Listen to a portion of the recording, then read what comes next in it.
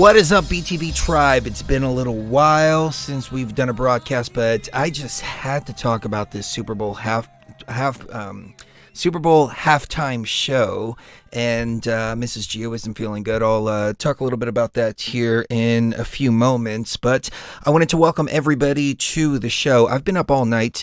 My sleep schedule has been kind of weird. I've become a creature of the night, and I've been sleeping like all day and staying up all night, and I'm trying to get back on my regular sleep schedule. So I'm going to try to stay up all day today. But I really wanted to do this show because I thought there was a lot to talk about when it comes to the Super Bowl situation. I know a lot of people out there, well, I take that back. Some people out there are talking about it. Some people are talking about it. Not as many as you would imagine, but there's a lot of misinformation, a lot of disinformation going around. I want to give you my analysis as to what I saw, where we are in the timeline shifting, and everything seems to be going exactly the way it's supposed to. The mask mandates were lifted here in Nevada, and people were celebrating. I mean, you know, the bars were open this weekend and they were giving free drinks to anybody that turned in a mask. And I was like, oh, that's brilliant. And I didn't even realize that Nevada was only one of 6 states left with a mask mandate. And it's like, oh my God, man, you know, we are like way behind. But no mandate for masks, no mandate for vacations, nothing at all, period. We have made it this far. Now, does it mean that we've hit the finish line? Not quite yet, but we're definitely moving in a positive direction, and I'm so excited to talk about this. So we might take some calls too a little bit later in the broadcast, because I want to hear what you have to say about the Super Bowl halftime show. If you happen to see it, I didn't watch the Super Bowl itself. I'm not a football guy. You know, I posted a little thing on Facebook, and I remember playing football when I was a kid, and it just seemed not my cup of tea. I'll just leave it at that. Not my cup of tea. And my father was really trying to get me into sports. They told me that if I didn't cut my hair, I couldn't be on the team next year, which was great because I wasn't going to cut my hair. And then I wound up getting into a fight. I was being bullied by the coach's son on the baseball team, and I didn't even realize it was like the first day of baseball practice. And I wound up kicking his ass, and they kicked me off the team. And at that point, my father like gave up, and he's like, all right, you don't have to do any more sports. And I'm like, good, because I can't stand doing sports. More power to you if you're into that, though. I'm not trying to diss it at all whatsoever. It's not my cup of tea. But anyways, let's get into it. The sky's so far away tonight, but I can't lose this war, get it right off the falling night. Thought that I was fit to fight for us to be. You gave me life for loving me. Tell me, where did we go so wrong? Raw consciousness does not require a savior, but rather, raw consciousness requires only knowledge of oneself and the power to access it. Remember this, as we unlock an even greater gnosis from beyond the veil.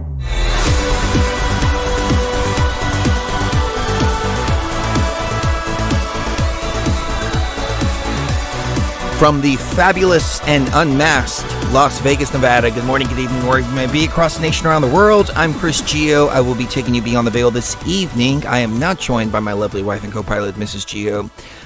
She has not been feeling well lately, and this car accident that happened about 18 months ago, they're actually finding more damage than what they first thought. They thought it was a lower lumbar.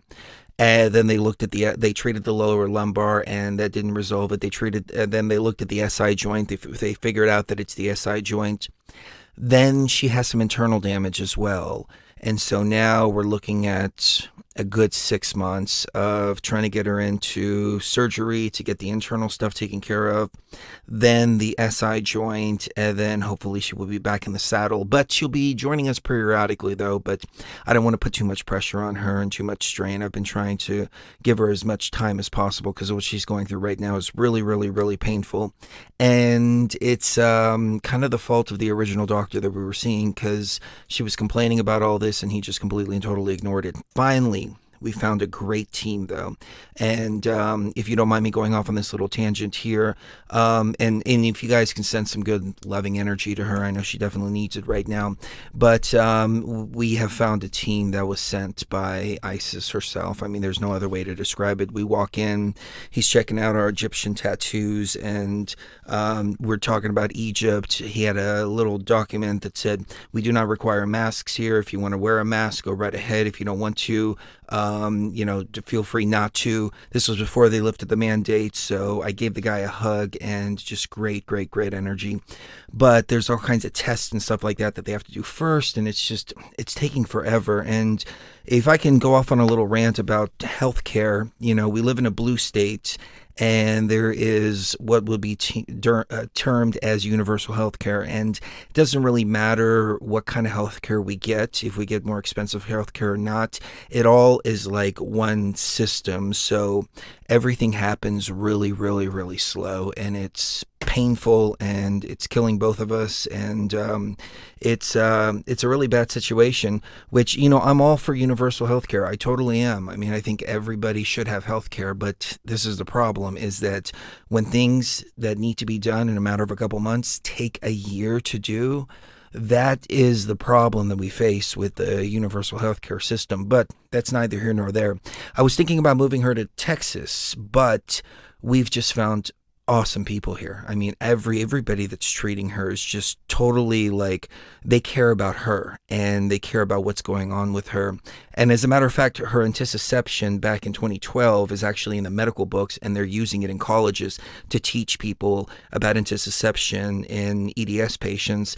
And this doctor here is also interested in writing a paper too. I mean, he's going to do the surgery basically for free. I mean, he's got 3 surgeons who are going to be joining him too, because they're more interested in writing a paper.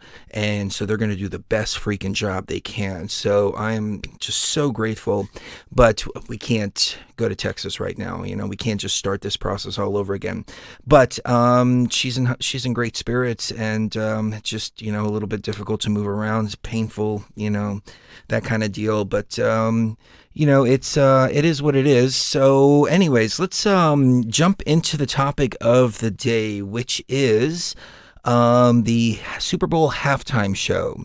So I don't even know where to begin with this topic, because this really, in my opinion, goes along with the Raw mission. This goes along with what we've been doing here at BTV. And when I saw this Super Bowl halftime show, tears were coming to my eyes as I was watching it. It was phenomenal to see. It was Snoop Dogg, Dr. Dre, Eminem, 50 Cent, Mary J. Blige, and Kendrick Lamar, which I don't really care for, but my background is hip-hop music, especially Houston hip-hop music. I love the West Coast stuff too, but seeing them all on stage together like that was so remarkable. And I have a little bit of a different take on what was going on, and I'm kind of seeing things for what they are, rather for what I wish them to be. And there's a few people out there who are trying to find symbols here and there and everything like that. And I would love to come on here and give you a whole breakdown that this was some kind of Illuminati satanic ritual and all this stuff. But what I'm seeing circulating around this particular event is old school 80s satanic panic stuff. And the problem that I take with that is I have several problems with that. Number one, the whole satanic panic thing back in the 80s. That was all done by the Christians. And what that actually did is that covered up the pizza related stuff. So it covered up the real stuff. So it made it so kooky and so stupid that it covered up the real stuff, because the real stuff got lumped in with all the kooky stuff. I see that happening in the quote-unquote truther community as well. And in an event like this here in the Super Bowl, we're used to seeing rituals. We're used to seeing the gathering of many people where they can harness some kind of energy and pull from that energy. But realistically, what we're looking at, in my humble opinion, is we're looking at markers in the timeline. So when we see these large events, we can see where we are in the timeline, what the energies are doing in the background. So up on my screen here, I actually have a picture from the opening ceremony of the 2012 Olympics. And as you can see, there's nurses dancing around a Grim Reaper. 10 years later, actually 8 years later, now we're going into 10 years later, what do we have? We have a global pandemic. So all of this was a ritual invoking all of those energies and bringing them out. And we've seen them time and time and time again. And I don't fault anybody for being so used to seeing these kind of rituals being performed in public that they're going to start pointing the fingers and saying, hey, that's symbolism, that's symbolism, that's symbolism, that's symbolism. I have an interesting perspective on it because I have an interesting vantage point. I grew up in the hip hop scene. I grew up rapping. The song that played at the very beginning of the show was a song that I did with Nathan Frazier, Payday Monsanto, Bliss from Critical Contact. I also did Shout with Bliss from Critical Contact, and Cherie was singing on that too. And did I miss anybody? No, I think that's it. Yeah, it was an awesome collaboration. But, that's where my roots came from, and especially 90s hip hop.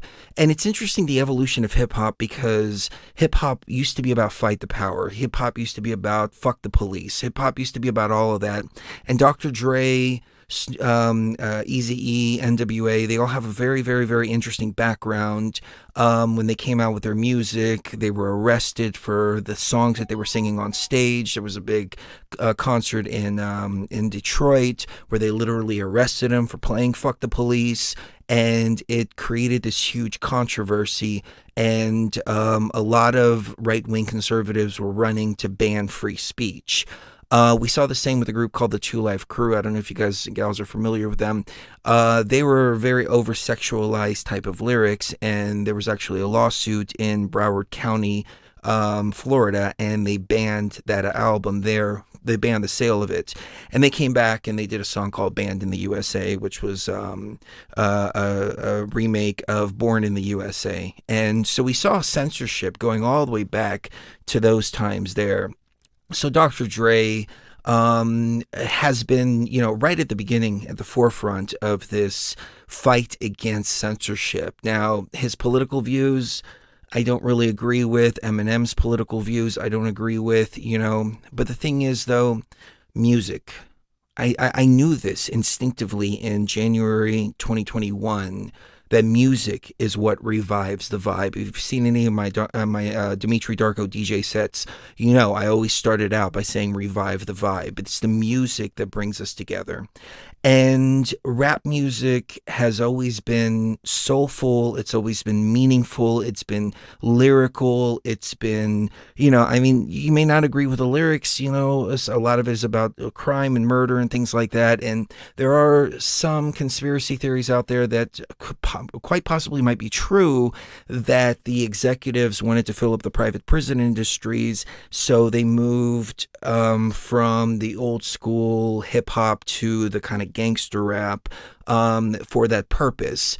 So, I don't know how I feel about that, but I know one thing for sure is that hip hop used to have balls.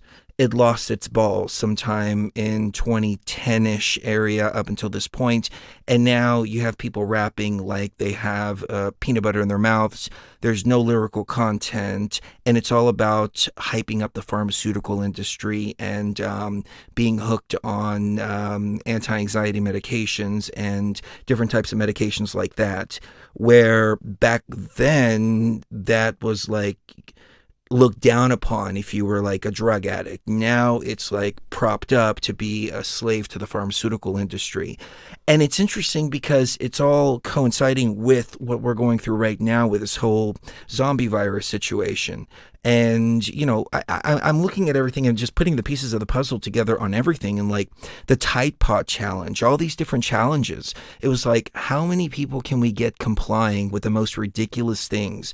And they had people eating Tide Pods on TikTok and YouTube and all these different challenges throughout the years, the ice bucket challenge, all of that. And I think that was all moving towards a place of compliance. And then one thing that I noticed is a lot of the kids in the kind of hip hop and urban type of scene, I guess you would say, they wore a brand for a long time. And it started around 2010 called Obey. And they would walk around wearing shirts that say Obey. They would walk around wearing hats that say Obey, Obey. So all of a sudden it turned from fight the power, fuck the police to obey and comply. And that was kind of groomed into our children leading into 2020. And now in hindsight, we can see exactly why that was. So if I can take a couple steps back, we've been watching the timeline shifting, and I don't mean to go on about Egypt because I always do, but I just want to do a little quick, breakdown. May of 2018, we did a ritual in the Great Pyramid, several of the temples in Egypt. The purpose was to reset the matrix. We said it was going to be a 4-year and 7-month countdown timer until December 2022, around that time. And sure enough, as we said in 2018 when we got back, we said 2020 is going to be rough. We thought it was going to be energy, but in actual fact, it actually turned out to be much worse than what we actually thought, because it's the virus and the system and the antivirus kind of fighting with each other. So when 2021 happened, I thought that we were tipping down into a downward spiral and our efforts were not moving in the direction that we needed them to move into. The last show that we did was about the Luxor rituals and closing down those portals and all of that. However, as I started to really fully understand what is going on, I started to realize that things were actually moving in our direction. But what had to happen first is we needed more power, more people on board. And the only way to do that is to have somebody like Biden in office after having somebody like Trump, and seeing the state of the world, the economy. And I'm not talking about politics here. I'm talking about people's day-to-day lives out there. How much are you paying for gas? How much are you paying for food? How much are you paying for rent? All that stuff. And now a lot of people are seeing it. And I see a lot of pro-Trump rappers on YouTube where I never saw them before. So I thought that was brilliant. But going back to Dr. Dre, Snoop Dogg, Eminem, they were all, anti-Trump and, liberal and, all this, et cetera, et cetera, et cetera. But I didn't see any of that in the music, not during the first watch through. And I'll explain why here in just a second, but I didn't see any of that. And I also didn't see color. I didn't see color until I went to Twitter. And when I went to Twitter, everybody was harping on about, oh my God, we have black rappers, doing the Super Bowl. Oh, we have black rappers doing this. And while I was watching it, I didn't see that. While I was watching it, all I saw was awesome music that I grew up with, coming from a time before 9/11, before that big portal was opened on 9/11, before the timeline was shifted on 9/11, bringing us here to where we are now. And I saw the undoing of everything. And to me, this was a manifestation and a marker saying, hey, everything is going to be okay. Everything is being undone. The last 20 years is being undone. We're going back to our last point of sanity that we remember in our lifetimes, which was the year 2000 and before. Because 2001, boom, we had the, I'm sorry, I keep scratching my face. I did a testosterone injection last week, and Cherie has these things where you clean your glasses, and I used one of those instead of an alcohol wipe, and I stuck it in my leg, and I think I got a little bit of an infection, and the doctor put me on these antibiotics, and they're just making me feel weird. But anyways, that's neither here nor there, so forgive me for that. However, so going back to pre 9/11 was the last point of sanity and freedom that we understood in our lifetime. Now you can go back to the 70s where you didn't even have to have an ID to get on an airplane. There was no TSA, there was no, none of that. There was COINTELPRO, which is the name of the song that I played at the beginning of the show. And COINTELPRO, what they were, I'll just give you a quick history real quick. You had police brutality going on in the inner cities, especially Los Angeles. A lot of corruption with the Los Angeles Police Department. Ice-T actually did a song, Cop Killer. And he actually started a heavy metal band called Body Count around this time, around the Rodney King situation. And so, there was a big problem back then, and even before then in the 70s. And so the Bloods and the Crips, I don't remember who came first, if it was the Bloods or the Crips, but they formed as like a neighborhood watch. Then what happened is COINTELPRO, counterintelligence operations, the CIA, injected crack cocaine into the neighborhoods, and then divided the groups up. And they would infiltrate the groups, try to maintain leadership roles or gain leadership roles, and destroy the inner cities like that. The reason I'm bringing that up is because we're coming full circle now, because Joe Biden was the one that put together all of the anti-drug legislation, and he purposefully made crack cocaine 5 times the penalty for crack cocaine 5 times harder than for cocaine, because cocaine was used mostly by middle class, upper middle class white people, and the crack cocaine was used by people in the ghetto, inner city people. So they brought that in and completely changed it, and then turned it into like gang warfare and all kinds of stuff like that. And now all of a sudden, Joe Biden is giving out crack pipes to everybody. But now they're denying that they're doing that. Jen Psaki is saying, no, there's not any crack pipes in the safe smoking kits that we're giving out, et cetera, et cetera. But I just thought, what the hell is going on here? Like, what the hell is going on? They're giving out crack pipes to people? I mean, this is insane. And they're saying it's for racial equality. And I'm just like, are you kidding me? Like, who the hell is buying this crap? So, anyways, there's a little bit of history there. South Central Los Angeles was the main epicenter for a lot of this, and that's where this type of music came from. And Dr. Dre, Eazy-E, all of them, they were at the forefront of all of this. And I love their music from like, first time I heard Eazy does it when I was in like 4th grade, and I freaking just loved it. And I used to write little rap lyrics, and a friend of mine was like, dude, your lyrics are really good. Let me rap them, let's start something. And we were in like 4th, 5th grade, like, writing rap songs and like, doing stuff like that. And then I did some music for a record company down in Dallas. I was writing the beats, and then they asked me to rap. I did a little bit of gangster rap, but I'm not a gangster. And the thing is, rap is supposed to be about being real and coming from the heart. And it's lost all of its spirit. It's lost a lot of its heart. And, regardless of what you think of the genre of the music, it affects a lot of people. It affects the children. It affects the minds of all the population. There's no class, there's no color, there's nothing like that. It affects everybody, all the kids out there. So we grew up on stuff that's like, be a man, have balls, stand up for yourself, all that. They grew up on get hooked on Xanax, trust the pharmaceutical companies, love the pharmaceutical companies, so on and so forth, which has brought us to where we are now. So, when I heard the Super Bowl halftime show, I was just like blown away. Tears were coming to my eyes because I felt like this was the closing of the cycle. It was the closing of the 9/11 portal. It was the beginning of the new. And I don't know how much of this I can play without getting copyrighted, but I'm going to play it anyways, and, I'll deal with the aftermath later.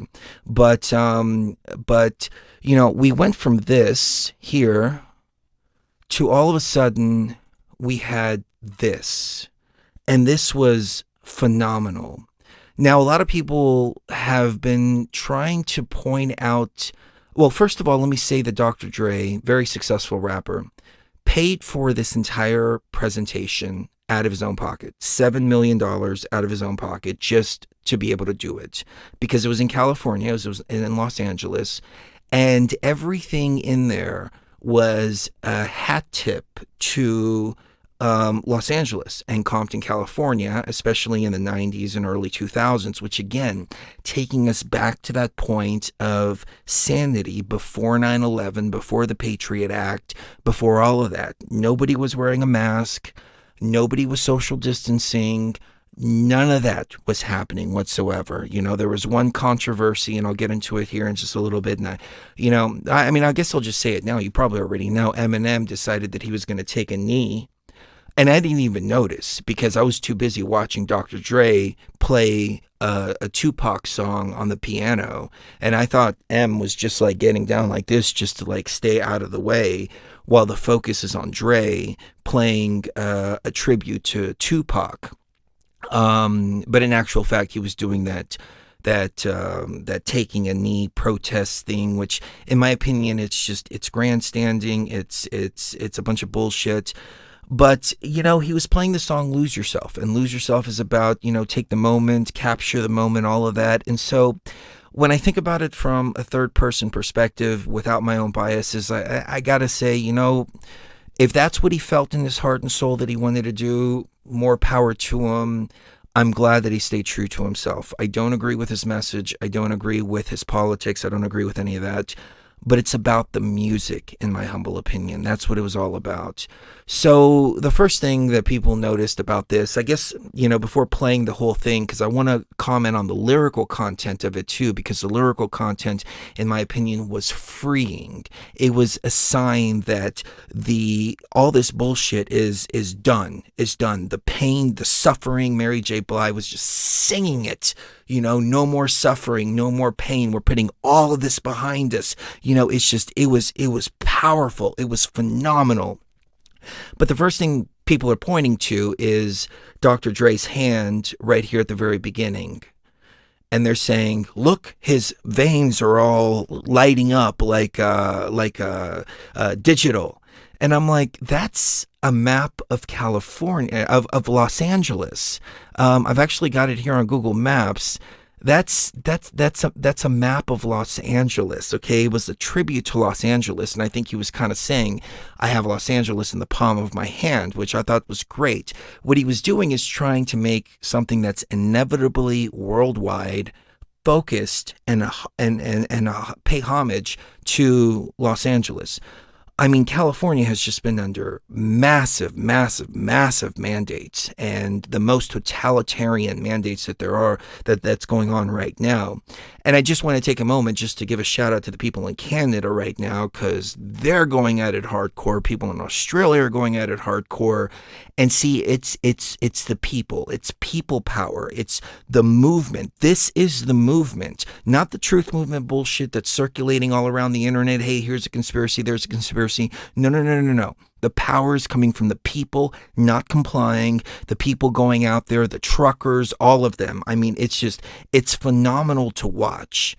And so I just wanted to give recognition to them because their efforts, I think, is what scared the hell out of Sisolak here in Nevada and also Newsom up in California.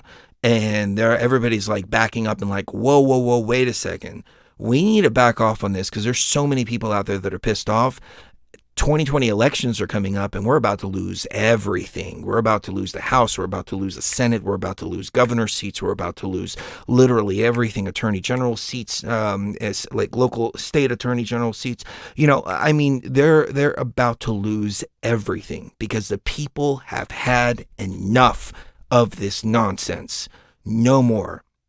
So if you interpret this as some kind of symbolism of transhumanism and that he's showing this transhumanism agenda, more power to you. And I was talking to somebody on Facebook today. I might have him on the show because I'd like to hear the other perspective.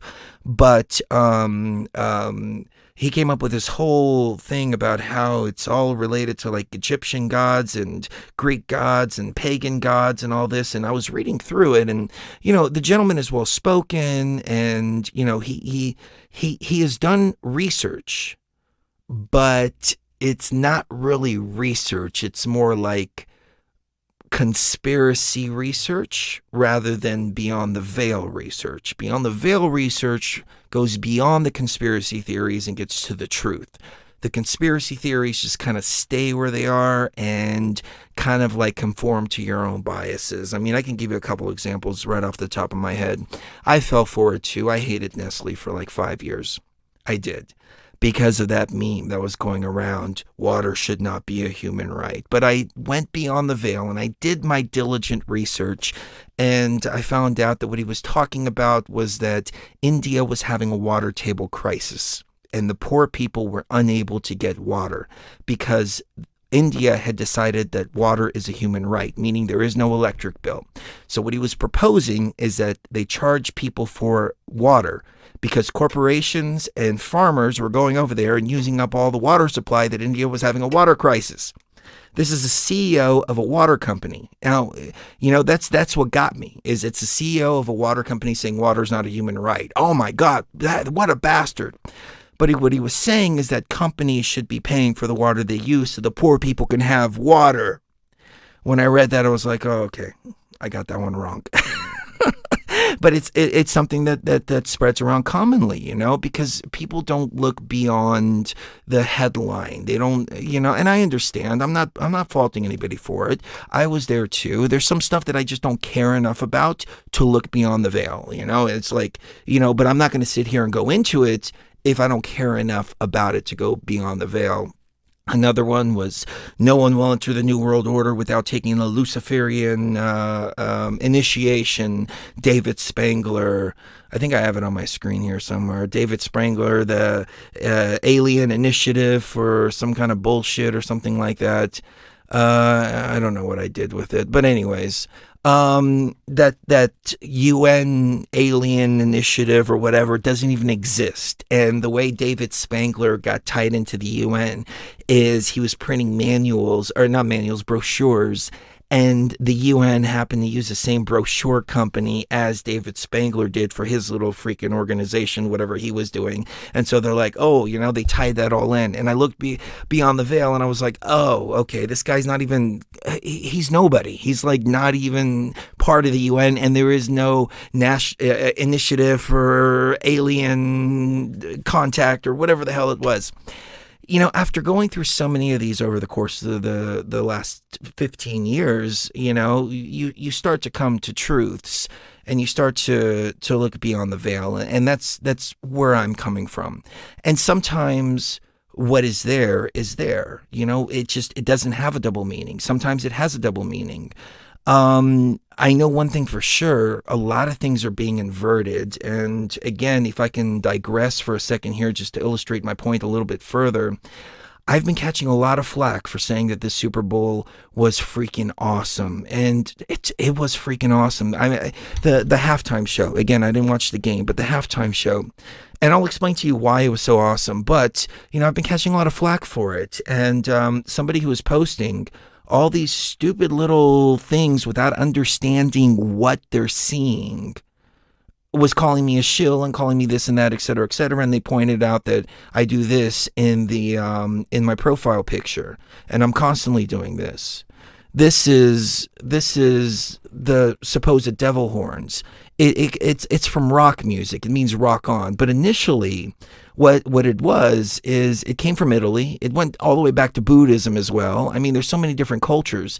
And this is actually warding off evil spirits. You can see this Buddha is doing as above, so below with the quote-unquote devil horns. This wards off evil spirits.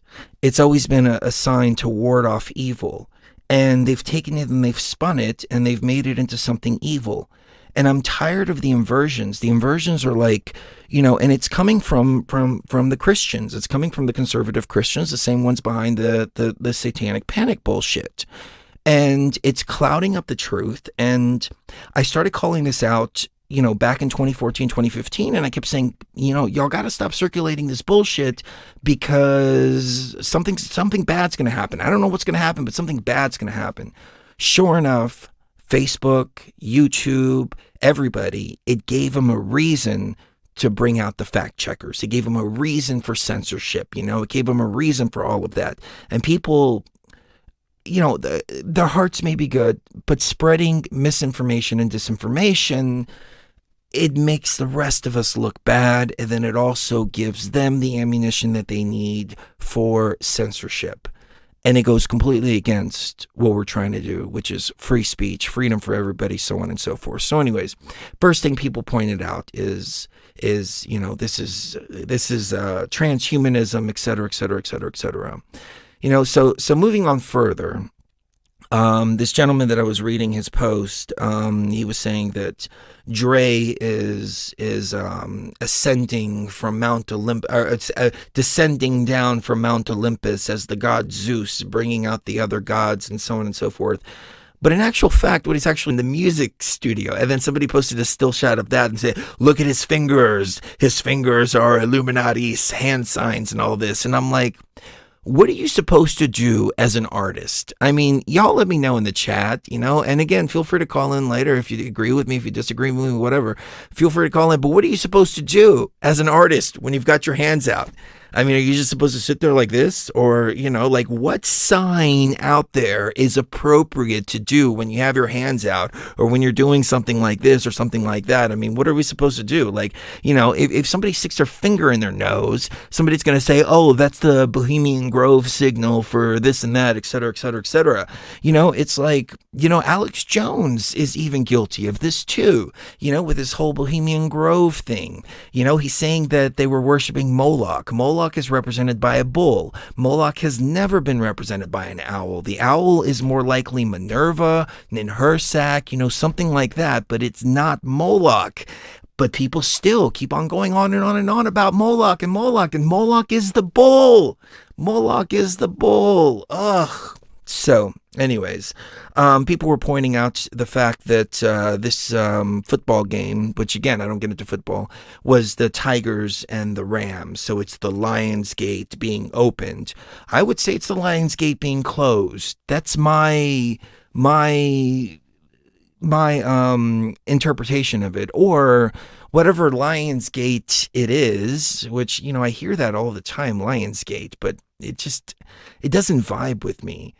It felt like the closing of a cycle, or the physical representation of moving back into the positive timeline with no masks, when there was freedom, when we didn't have to worry about all this, when we weren't arguing with each other, we weren't arguing with each other about race, we weren't arguing with each other about politics. It was just back then. I mean, maybe it's because I was 20 years old back then, and maybe y'all were 20, 30, back then, whatever. It was a simpler time. It was a time of less conflict. It was a time of more love. It was a time of more unity. And they systematically destroyed all that unity in the last 20 years. And time really feels like it has stood still for the last 2 years. I mean, mentally, I'm still stuck in 2020. Like, 2020 has gone on now for 2 years, and it's still 2020 because we are still dealing with the same bullshit. But between the masks being lifted here and the vacations, no vacation mandates, no mask mandates, nothing at all. I mean, we have won for the time being. It's not, I mean, they could very well bring it back. They can very well bring in something even stronger, I mean, we don't know what the future is going to bring, but as it looks right now, we have won. People are taking the power back.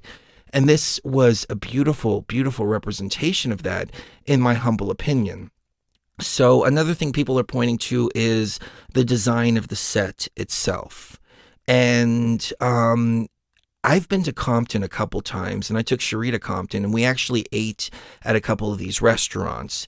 That was growing up listening to rap music. That was one of my bucket list things, is to go to Compton. And I actually, first time I went to Compton, I was driving on the freeway and I was running out of gas and I didn't even know where I was. I pull off the freeway. It's at next exit Compton Avenue. I'm like, oh shit. I pull up, Crenshaw's right there. Everything that I hear in the rap music, all of that.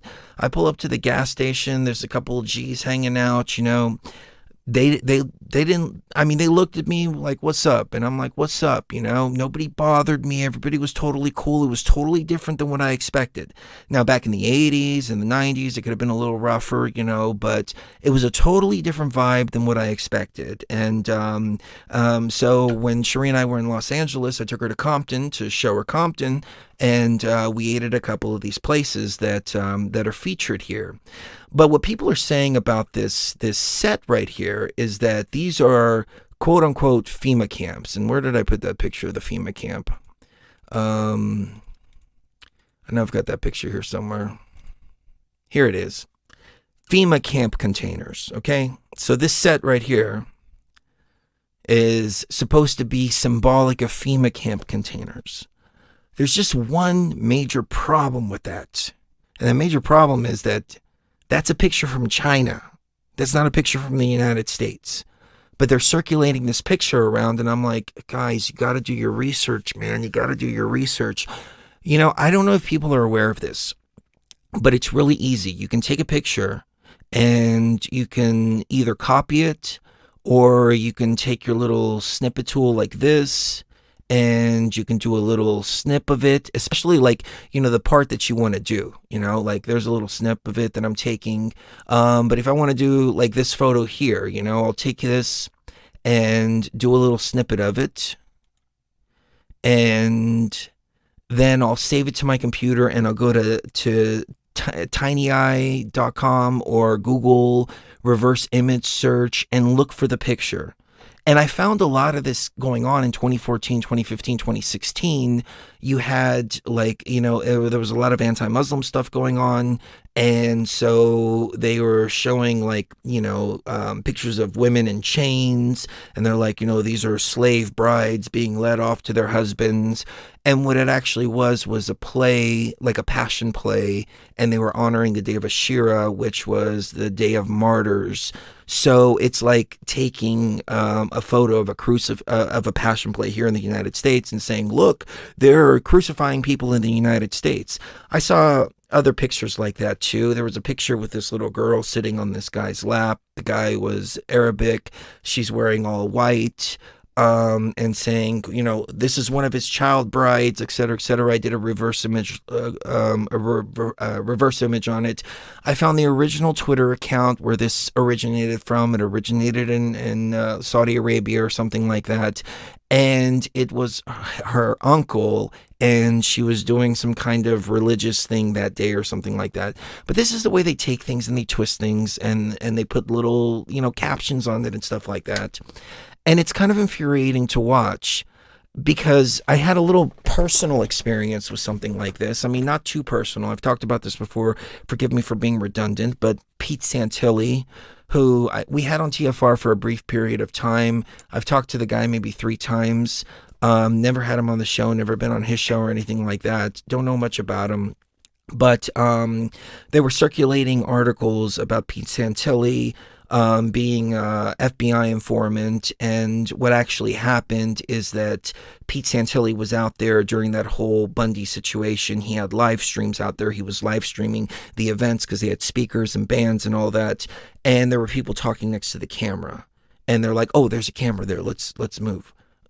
But when you click on the FBI document and it shows, Pete Santilli's video being used, it shows you the clips. And the clips are 2 guys going up to talking about something in front of the camera and then going, oh, there's a camera there, let's move away. But they were circulating around like, he was like covertly recording and doing this and that, etc., etc. Poor guy spent 2 years in prison, 2 years in jail. I don't even think it was prison, it was jail waiting for trial. And I think he got found not guilty or something like that. I don't know what happened as a result. But what happened is that he was afraid that it was going to turn into a Ruby Ridge situation, and he went back to the police lines and said, hey, don't go in there, let me go in, I can get the women and children out, I can get them to come out, just let me go in. And they turn around and they arrest him right there on the spot. 2 years of his life gone. And when I saw it hitting so close to home, I thought to myself, that could be me. That could be me that's out there trying to do something, save people or whatever. And then meanwhile, you've got these people out here who are circulating all of this nonsense. There was even a fax that they were circulating, which was completely contrived. And it was supposedly communication between him and the FBI. And then somebody did an analysis on it, realized that the fax was a template from some online fax place. It's an online fax, so it's not even something that actually prints out. It prints out to your it goes to your email. The time was written in a European time or New Zealand time, because a guy in New Zealand actually is the one that put it together. And then they crumbled it up, making it look like, it was, all crumbled and this and that. And then they said they hacked into his computer and retrieved it. And you could see the watermarks and where they erased the watermarks, but you can still see a little bit of the water. There were all these anomalies, and somebody did a great video on it, just completely debunking the whole thing. And I was thinking to myself, man, how vile are these truth movement people? I mean, they're really vile. And, they turn on each other. They're worse than freaking liberals, man.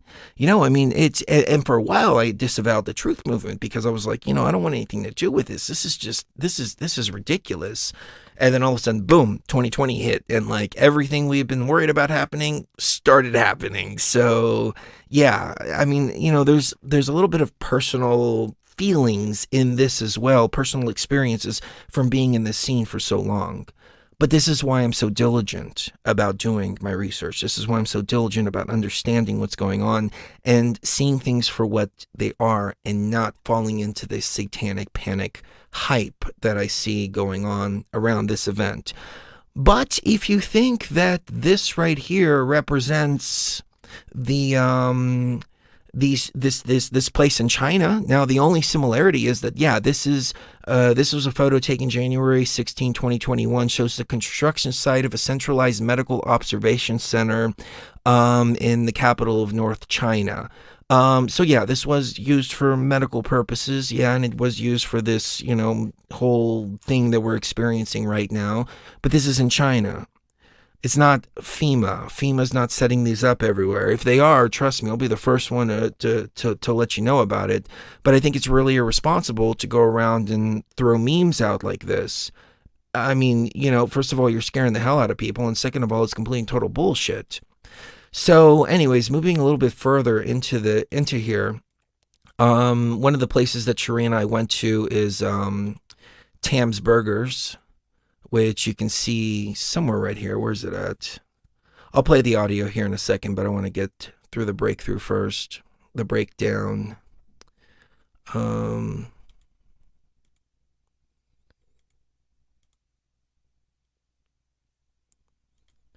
got Tam's Burgers here somewhere on my screen here. Tam's Burgers. This is a place in Compton. Sheree and I ate there. It's one of the famous places there. So that was kind of thrown out the window, and I was like, guys, can't y'all use Yelp? I mean, you see words on signs. There it is, Tam's Burgers. You can see it right there. You see words on signs, just Google them. Google them before you start jumping to conclusions. Just Google them so you can fully understand what's going on and that, et cetera, et cetera, et cetera.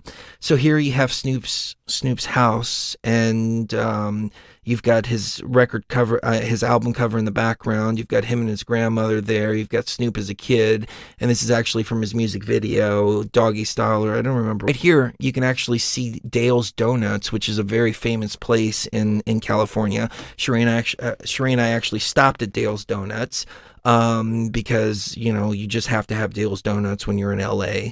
But they're not anything special. They're freaking huge, but they're not anything special. But the Simpsons make fun of that too. They've got that big donut in The Simpsons.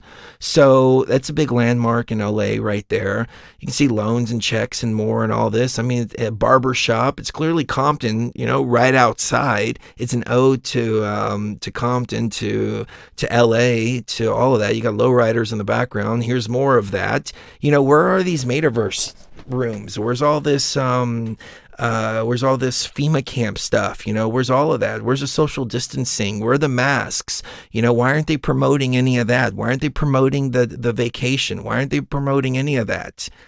Because Dr. Dre spent $7 million putting this production together, and he did so because he wanted to honor his music. He wanted to bring his music back out, and I think ultimately rap music has turned to so much shit that it was so great to hear this coming back to the surface. And he was doing an interview. There's Tam's Burgers right there. He was doing an interview afterwards, and he was saying that Mary J. Blige and him are going to do an album together. And he's like, I don't know if I'm supposed to say that, but afterwards they all went back to his house, went down to the studio, started working together. He had Busta Rhymes there. The legends are all coming back together to make real music that comes from the heart instead of this, which I can't stand. Like, the beats are great, but the lyrics just, it's like robots. It's like they put clones out there in the music industry, and their clones can't operate at full capacity, so they're like, and just repeating the same lyric over and over and over and over again. Eve After Dark, okay? Some people were saying that Eve After Dark represents the Eve after the dark, and now it's going to be the Eve, and how Eve ate the apple from the forbidden fruit, and we're moving into this age of new age and all this, etc., etc., etc. Eve After Dark is a club from the 70s and the 80s, and that was Dr. Dre's first studio. So I have Eve After Dark here on my screen here somewhere. Where's it at? Eve After Dark. And I don't have my freaking glasses with me, man. It was a bullshit thing that happened. The mandate was lifted. I go in there because my lenses were kind of cheap, and I say, hey, I need to get some better lenses because I don't like the lenses are smudging up too much. I was supposed to get anti-smudge, anti-glare, all of this. And they asked me to wear a mask, and I say no. And they say, well, it's our store policy. And I said, I don't care about your store policy. I don't care. I have a contract with you. I bought glasses. I have a 100-day warranty on them. I have a problem with my glasses. I have every right to be here. Call the cops if you have an issue with it. And it was so funny. She picked up the phone and she's like, Liz, we have a gentleman here and he's refusing to wear a mask. So I wrote them an email and I said, I'm very disappointed at how your company handled the situation. The young lady offered me a box of masks. She was not wearing gloves. She had not sanitized her hands prior to handling this box of masks. These boxes of masks were not kept in a sanitary place. Not sanitary. I don't remember the term I'm looking for, but anyways, non-contaminated place. And she wanted me to stick my fingers in the box, and she didn't ask me to put on gloves, and she didn't ask me to sanitize my hands first. So how many other people have been sticking their hands in that box? And then she wanted me to put it on my face. Now, this is the way that zombie virus spreads. So I'm very, very disappointed at the lack of care that you're putting into your PPE, or the lack of protocol of handling your PPE. I made it sound like that. I don't think they're going to write me back. But anyways, funny little story there. I kind of flipped the script on them. But no, I'm not wearing a freaking mask when the mandate's been lifted. I'm not, screw you. So anyways, opened in 1979, Eve's After Dark was known as a high-class club that became a fixture on the dance map of Los Angeles. The After Hours Club was located within the unincorporated area of Los Angeles, which allows the club to operate outside the rules of Los Angeles City and stay open until 5 in the morning. The 70s era of disco music began to play out, and mobile DJs began to take over the promotional dance circuit. A former b-boy, Alonzo Williams, traded in his dance gear and transitioned into mobile DJing, etc., etc. Let me see where I can get this part. The club's recording studio featured an old 4-track deck and quickly became a music laboratory for Dr. Dre, The world-class Wrecking Crew and others. In 1987, the Backroom Recording Studio became the starting point for gangster rap and West Coast hip-hop. One night, Andre, Dr. Dre Young, and Eric Eazy-E Wright were in the studio with a stack of rhymes that O'Shea, Ice Cube, Jackson had penned. Eazy-E bought recording time for an East Coast duo called HBO that Dre had found, but when the New York duo got into the studio, they balked at the West Coast flavor tracks and rhymes and declined to record Ice Cube's song. Instead, Dr. Dre urged Eazy-E to pick up the mic and rap lyrics and basically Boys in the Hood was done right there in that studio. So this is not some kind of Illuminati sign that it's the eve after dark and that everything is going to shit and that, you've all lost and the end of the world is here, etc., etc., etc. This is an ode to where he came from. But I am a little disappointed that people can't take the win. It's like we won. We won. We're winning. They haven't been able to move their agenda forward. They had to drop their mandates because it's people power. The people are behind this. We're going back to a time, when we were sane, before the insanity of 9/11. We're going back to that time. But still, you gotta find the symbolism somewhere. And if it's not there, just make it up. Just make it up. But I don't blame them. I mean, people don't know this culture. I know this culture. Because I grew up in it. So people were pointing to Snoop's blue outfit, the color blue, and then they were pointing out to Eminem's black hood, and then like the black represents Satan and the blue represents the rams, and the horns and the horned god coming through, and all this, and I'm like, Snoop Dogg is a Crip. He was part of the Rolling 20s. He always wears blue, and blue and yellow is the color of the Rams as well. But I think that has more to do with his gangster background than it does with some kind of Illuminati programming. But again, if you disagree with me, please let me know. I would love to hear your take on it. So yeah, the dancers were freaking phenomenal. Moving more towards it. Okay, this is the part right here. People are circulating around. 50 Cent comes out and he represents the hanged man. The hanged man and how we're all hanged and stuck and all this, etc., etc. And I'm like, first of all, in tarot, the hanged man means that you're standing still or that time is standing still. There is no movement. It's not necessarily a bad card. It's just a card that's saying the time standing still. And like I said earlier, in my mind, it still feels like it's 2020 because time seriously has felt like it's been standing still for the last 2 years. Let me know what you think in the comments, please. If you feel that time is standing still. Even if you want to go down the lines of that interpretation, he inverts himself. So, okay, now he's not anymore. Now he's not. So it's been undone. It's been undone. But do you want to know where this really came from? I mean, this is, man, it's like, again, I forgive the ignorance out there. I really do. But I was around back then, and this was my vibe. This is what, this is what inspired global resistance. This is what inspired, all the music that I made, which then led to Beyond the Veil, which then led to, what I'm doing right now and the music that I'm doing, DJ sets, all that kind of stuff. But, this is his music video from 2003. There you go. He's in the gym working out. And he's hanging upside down in his video in 2003.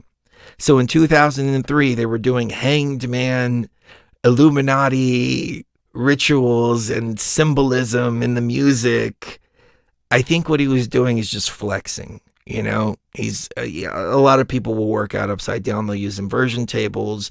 They'll do push-ups hanging upside. I mean, sit-ups hanging upside down. Things like that. Sometimes things are just as simple as what they seem, or are they? Again, let me know. But obviously, the people circulating that it's the hanged man and all this symbolism never bothered to actually watch his video of In the Club, which is the song that he was singing at the Super Bowl. So I found that to be kind of comical. And then people were pointing to the dancers too. And they're like, the dancers look like robots. Well, like, are they not supposed to stop and actually put on a show? Or they're wearing shorts that Larry Bird and all of them used to wear, during baseball. I mean, not baseball, basketball. Here's a picture. Oh, let me see if I can open up the picture. Here's the same type of shorts. Same type of shorts they were wearing. It's okay if Larry Bird wears it, who's actually number 33, as a matter of fact. And I think he's got number 32 there with him. Who's number 32? I don't remember what number 32 is, but 33 and 32, Illuminati confirmed. So anyways, so yeah, they were making a big deal about that. And I'm like, oh my God, this is satanic panic shit. This is all satanic panic shit all over again. Moving forward a little bit in this, they changed it up. Mary J. Blige comes out, and I don't know if I'm saying her name right. I was never really a fan of hers. Mary J. Blige or Blige, I don't know. She comes out wearing white, and they were like, "This is the goddess from heaven coming down," and this and that. And I'm like, well, that's good. We need the goddess from heaven to come down.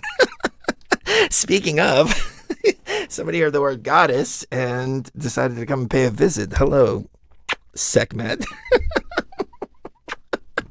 But yeah, they were all ridiculing her about that and saying, oh yeah, this is symbolism of the goddess coming down and the rap gods coming in to tell you about the new world and how you have to wear a mask and you have to do this. And there was none of that. It was the complete opposite of that. It was as if 9/11 never existed. It was as if the zombie virus never existed. It was as if the masks and the vacations and everything never existed. The only thing that I can find here, and this is stretching it. This is really, really, really stretching it. It was held at Sophia Stadium. Okay. And, this other gentleman that I might have on the show, he was going on about the commercials. He was going on about all that. And I'm like, I don't watch football that much. So I didn't watch any of the commercials. I didn't watch the game. I didn't watch any of that. I was just more interested in this because this was so freaking epic. Oh my God, it was so epic. So, moving in, she actually, these people are like, 48, 50, I think 60 was the oldest, and they still got it, man. They still got it. They got way more talent than any of these kids these days that are using auto-tune and all of that. And oh, she was so soulful. Now, Kendrick Lamar, this part, I didn't really care for. I mean, I understand what he was going for. He's got a good flow, but he's a little more new school. But see, Dre was the one who brought all these people into the scene. So that's why Dre is at the soundboard, at the mixing board, because he produced all of their music. And these are all his proteges. So Kendrick comes out, he does, his little thing, which looks, a little bit Black Panther-ish, and it's like, it is what it is. But people were like, those are mind control robots with bleached hair and all of this. And I'm like, they're dancers. And then people couldn't figure out what this was here. Here, I'll fast forward it a little bit. People couldn't figure out what this was, and they were like, those are 5G towers all over the place, and they're standing on top of the grid of the 5G. And I'm like, that's a satellite image of LA. That's all it is, a satellite image of LA. And they were like, they're dancing like a spider. Oh, at the very beginning, Dre has a spider on his hand here. And they're like, you see, the spider controls the web. And that's one thing I agree. The spider does control the web, sure enough. But is that Illuminati symbolism for some kind of ritual? I mean, because if so, that's pretty weak, in my humble opinion. You need a lot more than just a spider on the hand to do a proper ritual. I think that was coincidental. But if you disagree with me, please, again, let me know. So going further at his stars and saying, that's Masonic, that's Masonic. And I was on Facebook going, okay, well, show me in Duncan's Masonic ritual where 3 stars on the lapel is Masonic. Please, show me, please. I mean, the rituals are all right there. I'd really like to know, because I've read that document several times, and if I missed it, I definitely want to know about it. Block. Okay, well, if you can't answer it, then, I don't know. I don't know what the 3 stars is all about, but I know that Kendrick always dresses like that. I mean, I don't know too much about him, but I'm pretty sure that I could find something.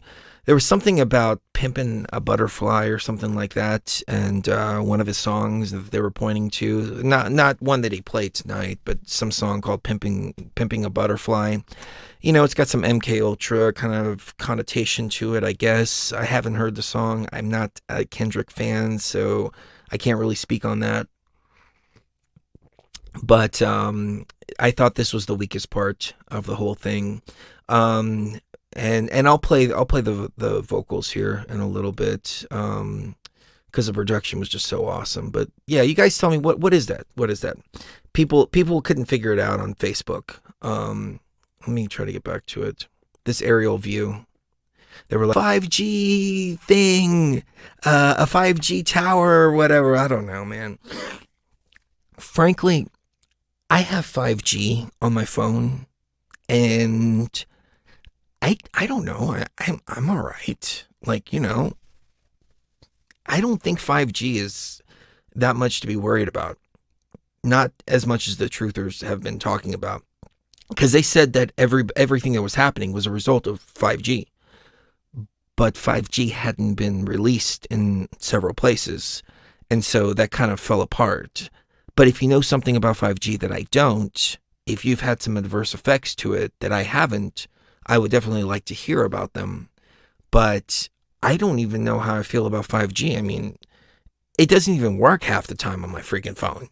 Like, it's not a very good system. So I'm not too excited about 5G, because I get crap cell phone service here in Las Vegas. I get crap internet service on my phone too. And y'all have seen previous streams before where my internet's freaking dropping. It's not 5G, but it's like, I'm not impressed with the technology. Let me just put it like that. And I'm definitely not scared of the technology, because first you have to impress me with the technology. Once I'm impressed, then I'll start to wonder if it's a threat. But it has to be impressive first in order for it to be a threat. It can't be something that works half-assed. Sorry. I'm not going to be threatened by something that works half-assed. So, I'm surprised nobody... one person said, that the hamburger stand selling human meat. And I'm like, my God, that's a hamburger stand in Compton, man. I'm surprised nobody pointed out barbershop. And they're like, they're going to cut your hair and make you all bald with cancer. That's what that means. Barbershop. Or something like that. So, moving on, M comes out. He comes out in a grand, entrance here. And I noticed something interesting here. Now, I don't know if this was intentional or not, but I think that it is. But you see the way the dancers are sitting? They're sitting and they're social distancing. And it looks like they have masks on. At least, some of them. You see the light reflection here? Not all of them. So I don't know if it happens to be the light reflection of this person here and this person here. But if there's any symbolism going on here, what I'm picking up from it is that they're social distancing and they have masks on. But watch what happens here as soon as M comes out.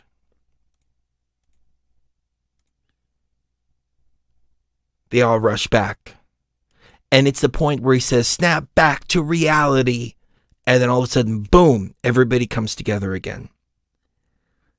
And I was like, oh, that's so powerful, man. That is so powerful. Snap back to reality. Take it back to the point of sanity. Take it back to the timeline which we diverted from.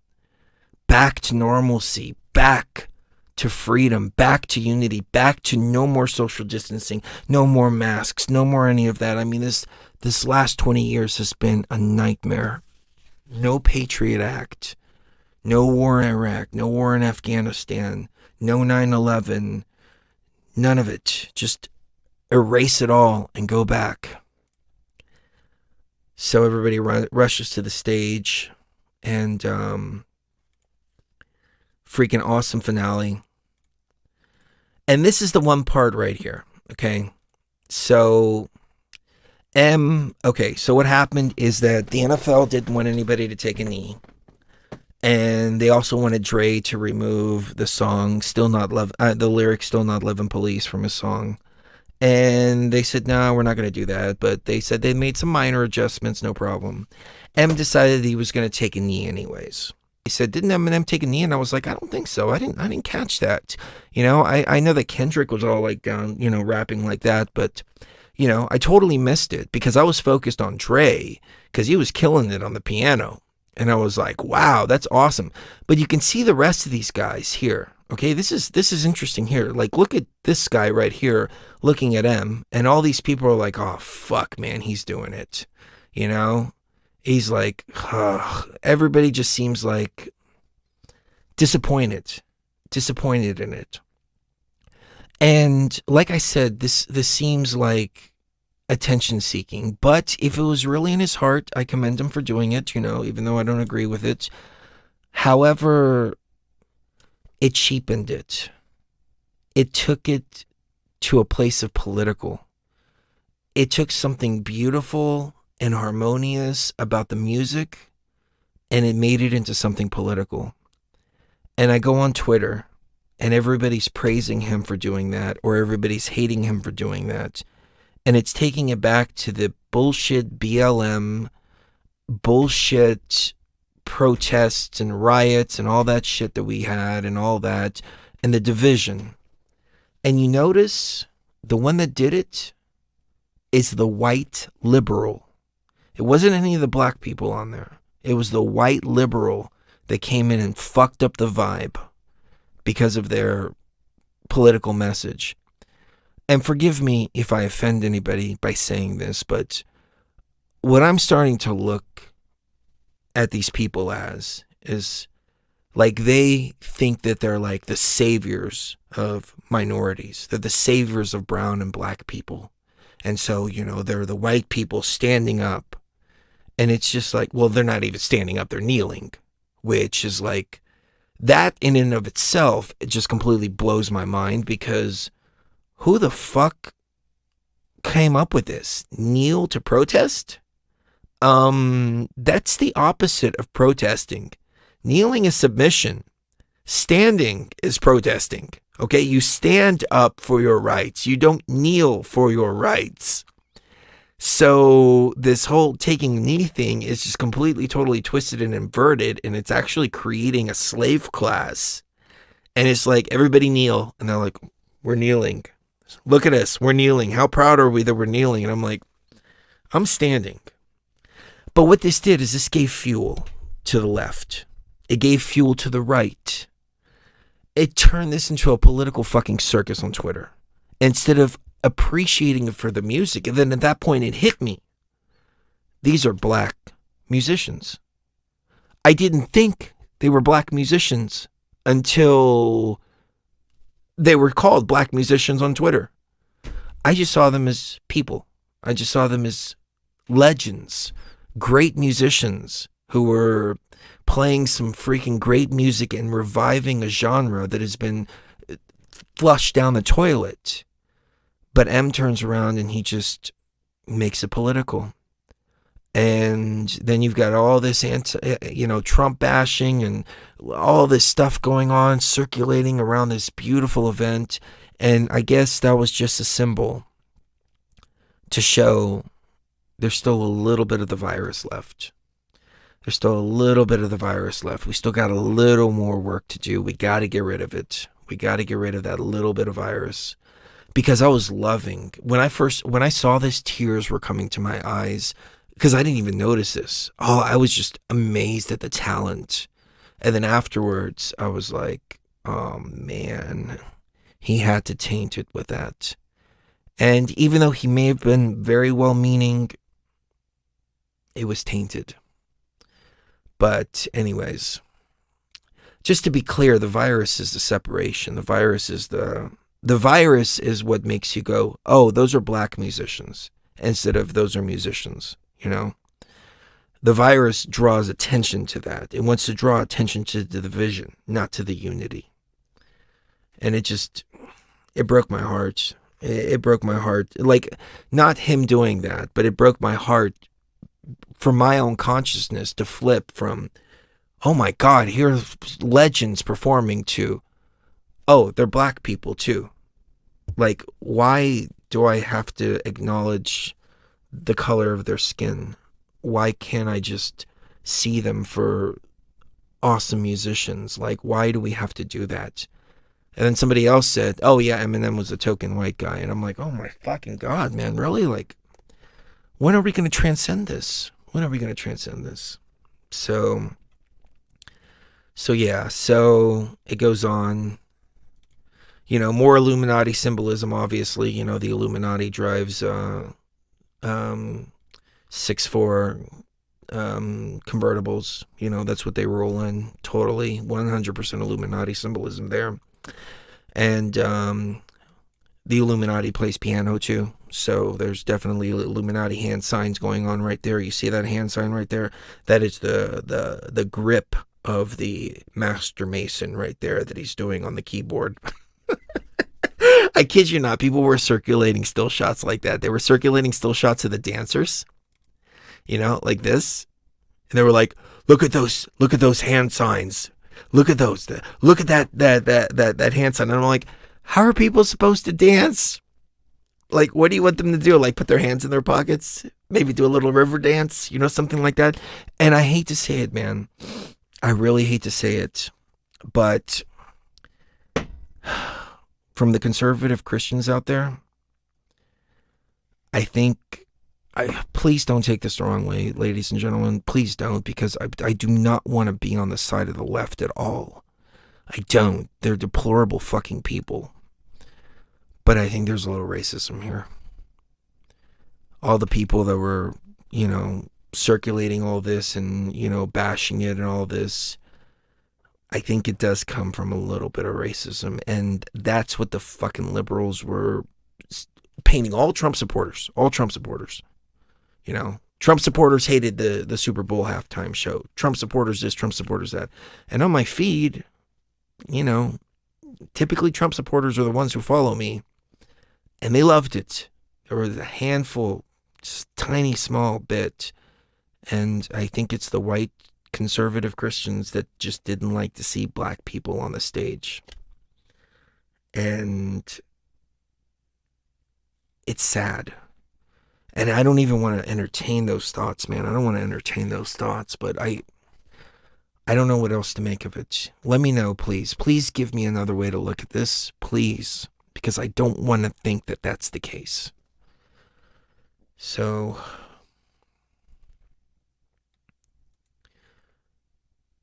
it was just an awesome, awesome ending. So, let's break down the lyrics here, because the lyrics were phenomenal in my opinion, and the songs that they chose to play. So, we're going to get into the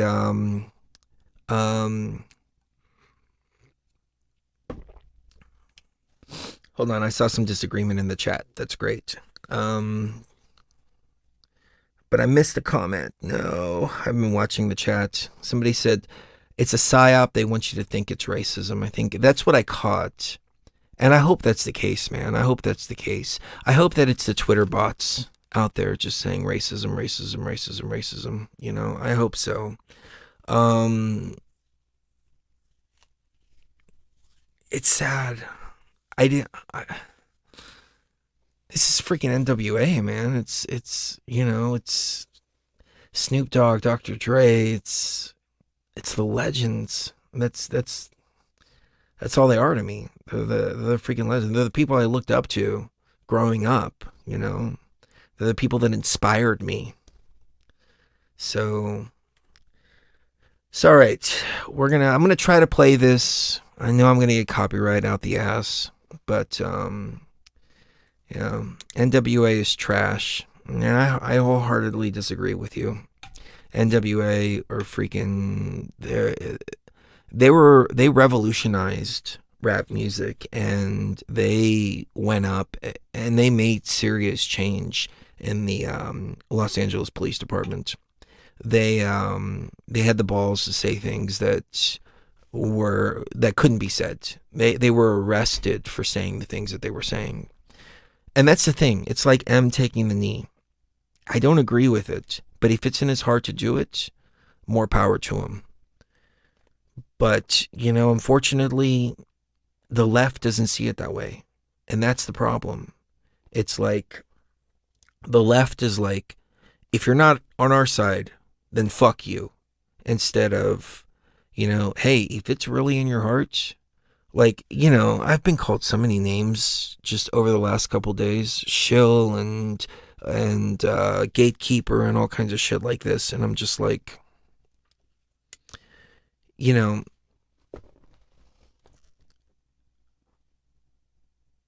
can we all just be united? Like, are we still fighting over bullshit? You know, you don't have to agree with my analysis, but you have to resort to name calling, things like that. Same with M. I don't agree with what he did, but if it came from his heart, I respect that. Like, at the very least, can we respect each other for coming from the heart? Like I said, all these people who are going on and on about how this was a big ritual and, you know, there's symbolism here and symbolism there and all that. If it's in their heart, I totally respect it. And that's fine. I see beyond the veil, and I don't see a mass ritual taking place here, because I've seen mass rituals taking place in the past and I know what they look like. And this is not one of them. And I think that's why Dre paid for it out of his pocket. The NFL had nothing to do with this. It was Dre who paid for it out of his pocket.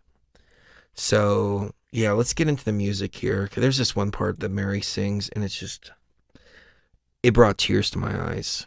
So, YouTube copyright, begin now. As a matter of fact, I might wrap it up for the YouTube section of it. Everybody listening live, stay tuned. But I might cut it off right here for Patreon, and the rest of it will be Patreon exclusive. This looks like a good place to cut it. But don't go anywhere, because we're gonna keep it going live here. But if you're watching this on the replay, you can go to patreon.com/btvtribe. Get the full show. We've got a lot of full shows out there too, and break down a whole lot more stuff. A lot of esoteric stuff, a lot of Egypt footage and stuff that we don't talk about here on YouTube for obvious reasons. So yeah, let's do this. So thank you very much for hanging out with me this morning. It's 3 hours on the dot. So kiss the one you love right now. You never know the last time it's going to be. I don't know how much of this is going to be on YouTube. So if you are listening on the Patreon, patreon.com/btvtribe. I usually have it on the screen, but I don't have it on the screen this time around. But anyways, thank you very much for hanging out, and let me know what you guys and gals think about the Super Bowl situation. Did I get it totally wrong? Are you feeling this timeline shift? Are you feeling like we're in a good place? Or, you know, is the Illuminati going to take us all over with rap music and hamburgers and the dark, what was it? Eve before dark before Eve, or Eve before dark, and M&Ms. And M&Ms. They're just going to pour M&Ms all over us, and that's it. We're going to drown in M&Ms. Kiss the one you love right now. You never know the last time it's going to be, and we'll see you even further beyond the veil next time with Mrs. Geo.